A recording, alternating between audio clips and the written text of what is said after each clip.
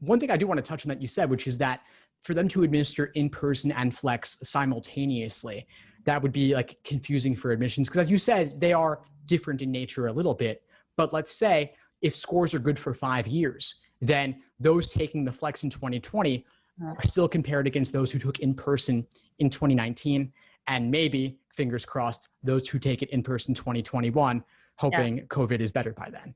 Although in some cases, right, it is, I mean, you're always taking a different test. I can imagine, the test, I mean, there was that lawsuit, where they're going to have to change the logic games anyways, because, of the student who sued, because he was blind. And I mean, so I feel like the LSAT was already changing. Like it was already going to be substantially different. We were already going to run into this issue. I think this is adding another layer to it. But, the tests don't stay the same from year to year, of course, from administration to administration. Sometimes I think it gets harder or easier.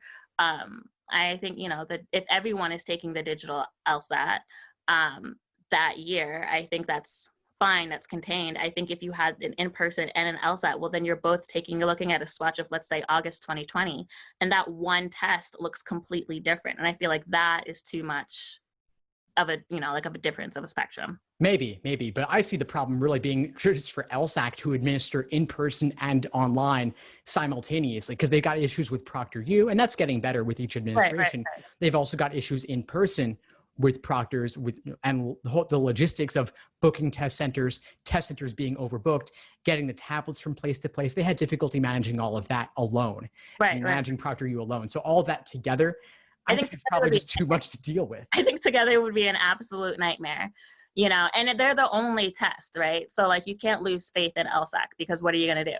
Like, well, then ETS wins with the GRE. That's true. And nobody really, really wants that to happen.